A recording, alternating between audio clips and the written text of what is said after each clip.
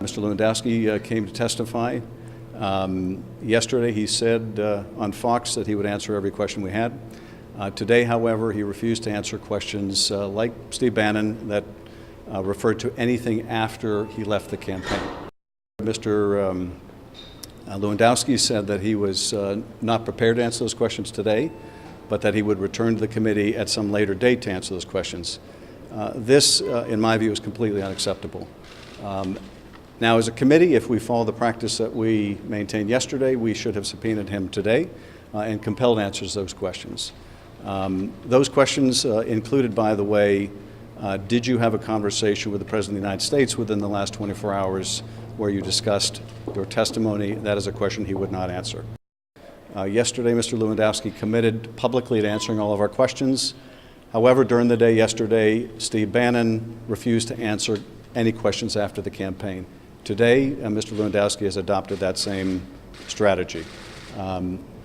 We as an investigative committee cannot allow that to become the routine, to allow witnesses to decide when and where they're willing to answer questions.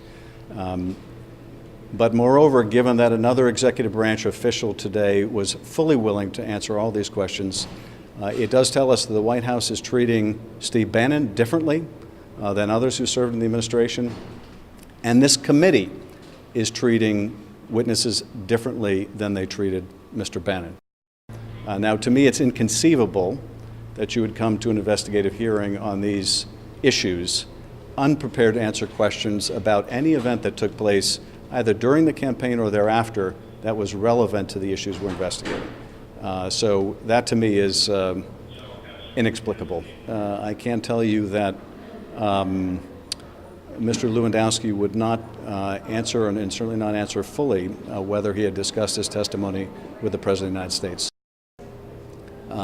The Congress of the United States, let alone our committee, cannot allow a precedent where the White House can simply say, with no invocation of privilege, that in a lawful investigation by Congress, we're simply going to deny Congress information, or that we're going to treat Congress differently than we're going to treat special counsel, or the public for that matter. We'll respond to press inquiries, but we won't tell the Congress the same thing. The executive branch official that we had in today answered every question that we asked, and there was no claim of privilege, no claim that these periods of time are off limits, and no effort to hide behind a later potential invocation of privilege by the executive. Are you guys done for the day?